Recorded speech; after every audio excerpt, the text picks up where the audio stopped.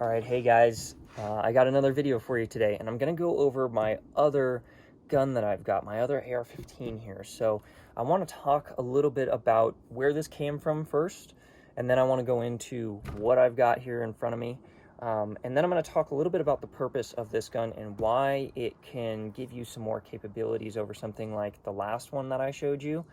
And then we'll finish off the video after that. So basically this is a Recce rifle, or a special purpose rifle, and it's derived from a program that our military and foreign military solicited. So their solicitation, they wanted a gun that was lightweight for those longer reconnaissance missions that they can both do room clearing with, but also engage those targets at further distances, 600, 700, 800 yards maybe.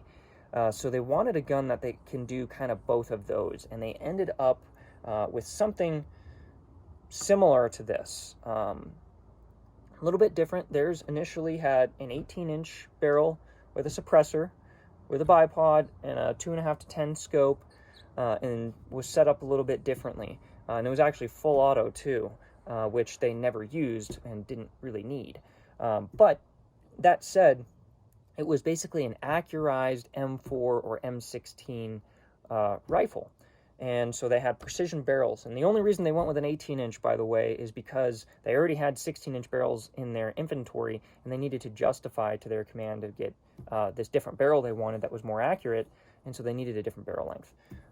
So it's kind of interesting how the government does some things sometimes. But over time, it morphed into something much more similar to this, where now you see 14.5s or 13.7s out there being used with accurized barrels, low-power variable optics, dedicated suppressors, sometimes with bipods, sometimes not, sometimes with an offset red dot, sometimes not. But something like this can offer you a lot of capability. So with that said, I'm going to roll through mine here as quickly as I possibly can. I've got a full-size 7.62 can on this. This is an AAC SDN6. This can is overkill for this gun. A Mini 5.56 like my Surefire Mini would actually do really well on this gun. Modlite OKW here pushes out that light really far. It's not the brightest light, but that light gets thrown really far. So a lot of those brighter lights up close at 200 yards at nighttime aren't nearly as bright as this is at 200 yards. So this one I like for scoped guns. The barrel is a Rosco manufacturing purebred barrel, very, very accurate barrel. The rail is a Trilok system, or Trilok rail from Triarch Systems. It's a very low profile, very strong rail. I like the way they did put a lot of the design features into this particular rail, and I think it's an awesome rail system, so I highly recommend them. Magpul bipod. I went with the direct M-lock mount on this one. If I could do it over again, I would probably get the Picatinny mount and mount that to a Kinetic Development Group slide lock rail segment. That way I can very quickly remove and install this bipod onto this gun, because most of the time I don't want it. It's actually in a weirdly awkward position because this is like right where my hand wants to go. And the slide lock rail segments are actually much more low profile than the direct M-lock mount. So a lot of times these screws are too long and push in under the rail, and they'll run into the barrel or they'll run into the gas block. That's actually why my bipod's here, because I can't mount it any further forward, because it simply won't mount there without pressing up against my barrel or my gas block. So that's a problem with these rail systems and with these types of mounts that Keymod didn't have, and that Keymod has an advantage over M-lock in that sense. Back here, this is a BCM Mark II upper. I bought the stripped upper, I bought a bolt carrier group, and I have a Radian SD charging handle on it. This is Daniel Defense lower. The lower is actually a lower I carried when I was a police officer. I actually had it as a complete Daniel Defense M4 V11 rifle, and as you can see, it's seen a lot of changes, and now I have a completely different upper on it. Geissele SSA trigger. On this side, I've actually got, on this side of the gun, I've actually got a maritime bolt catch and a radian selector there, which I think are really, really awesome. A B5 SOTMOD Bravo stock Haley strategic sling, and I like to mount it at the front and rear of the receiver here. And I've got a standard spring in the buffer tube here with an H3 buffer. So I found that that actually works the best on this particular gun. And on top, I've got a Vortex Razor 1-6 Gen 2 the Echo model, so it's the newer, lighter weight one. This one's got the JM1 BDC reticle in it with the Scalarworks mount. I personally like the BDC reticle. I find it very simple, very quick. It's got some rough range estimation for either targets that you would use, or like steel targets or something like that, or the shoulder width of a person. I can measure that on here and be able to get a rough distance, which is pretty cool. And then obviously it gives me some simple holds. For windage, it kind of sucks. It doesn't have any windage holds, which is a bummer, but it's okay, because most of the time the distance I'm dealing with, the windage doesn't come into play too much. So what is this gun going to give you that the last one I showed you with the red dot on it might not give you? So the main thing with this particular gun here is going to be that 1:6 scope, and that's going to give you some magnification. What is the magnification going to do? What is the advantage on it? Well, going up to 6 power on this guy and then all the way down to 1 gives us a pretty big advantage. It allows me to still have a really good field of view in a very flat image, much like a red dot up close, which is nice to be able to clear rooms with, or to clear a house with, or to clear a car with.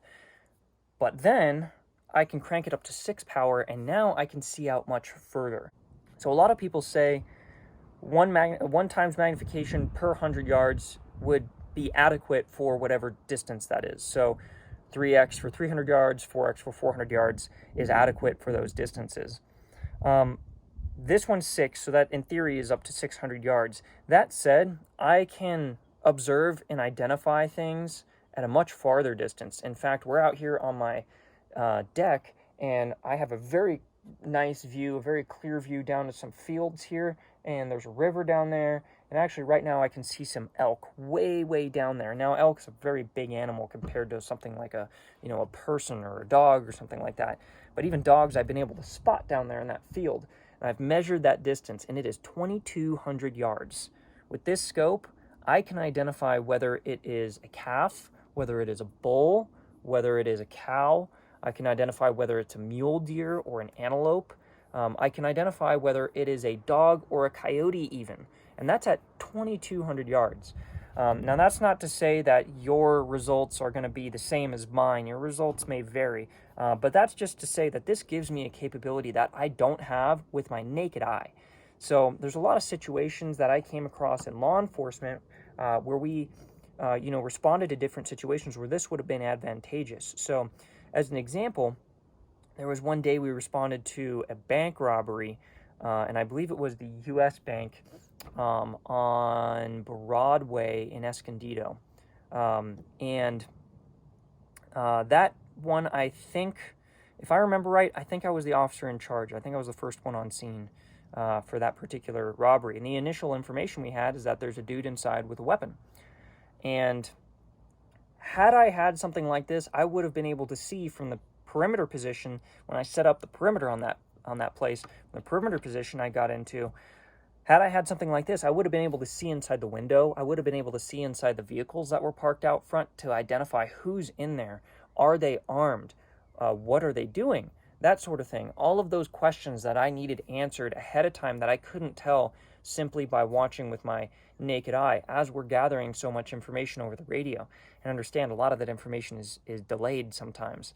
So it turned out the guy had already left before we even got there, but we didn't know that at the time. And I may have been able to identify that ahead of time and then had people looking for the guy sooner had I had something like this over a simple red dot. Now, that's not to say I absolutely need something like this to be able to take a shot that's a block away from me, because you really don't.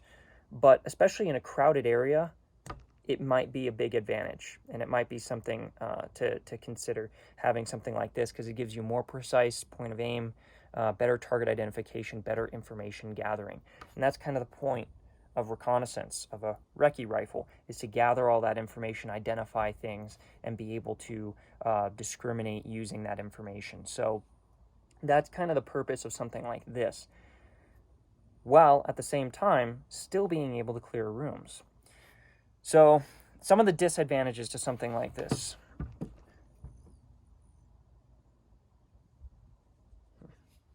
So some of the disadvantages to something like this. This scope is not going to have the eye relief that the red dot does. It's going to have more parallax, generally speaking, than the red dot does. It's going to have scope shadowing, which means my head has to be in the right position behind this guy for me to get a clear image through this. I'm not going to have as much forgiveness as I would with a red dot. It's heavier, it's more expensive, it's bulkier, takes up a lot of space on the gun, but all of that said, it's a huge advantage. With your naked eye, how far can you really identify whether somebody's got a gun in their hand, a handgun in their hand? Maybe only 100 yards, maybe only 200 yards. So it doesn't matter that your red dot gun can go out to 450 or 500 yards, because how are you going to be able to identify that that's a threat at those distances? A lot of times people can't really tell for certain unless they're within 50 yards. So it really just depends on the situation. Are they carrying around a Barrett 50 cal, or are they carrying around a snub-nosed revolver? I don't know. One of them is going to be easier to spot, I can tell you that. So depending on the circumstances, you may not be able to identify with your naked eye until they're very, very close, where the red dot shines, mind you. But this one allows me to do that at a greater distance. So if I see that person coming from a longer way off, I can observe through this scope and be able to identify whether they're a threat to me or not. So that's kind of a benefit to this system. So hopefully that gives you guys some more ideas. I think a system like this is really, really awesome. Even as a general purpose system, it's just not my general purpose system. But I think a system like this is really, really awesome with a low power variable optic. Even if you end up putting something like this on the 11.5, which you could definitely do, and you're going to have a lot of the advantages of being able to observe things, you're just not going to have the extended range that the longer guns do. So anywhere between about 13.7 and 14.5, you're looking at between 600 and 700 yards of maximum effective range on those guns, compared to the 450 to 500 yards. So I really wanted a 600 yard gun here, and that's what I've got, is a gun that is adequately lethal out to about 600. So that to me is kind of a sweet spot for AR-15s, and sort of the max 600 to 800 yards. It's about the max, but I really don't want a long gun that's too cumbersome, that I can't really clear rooms as effectively with. I want something that's still very short and compact, and that I could still, transport in the car very easily, either right next to me in the seat or something like that, or whatever. So on the next couple videos for you guys that I want to do, I'm going to move away from equipment stuff for a little bit. I want to talk about mindset when it comes to approaching a lot of these situations. So you come across a situation, and do you intervene? How do you intervene? What is your planning when dealing with a lot of these different kinds of conflicts that we're dealing with that require some sort of tactical type approach?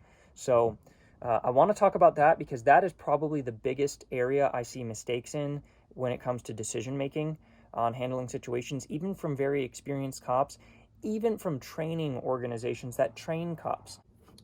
That's what I hope to get into. I hope you guys enjoyed this. I hope this helped you guys figure out maybe how you want to set yours up. Maybe you want a red dot, maybe you want a scope, maybe you want to do something with a bipod or not. I don't know. But if you have any questions, let me know. And with that, guys, stay safe and God bless.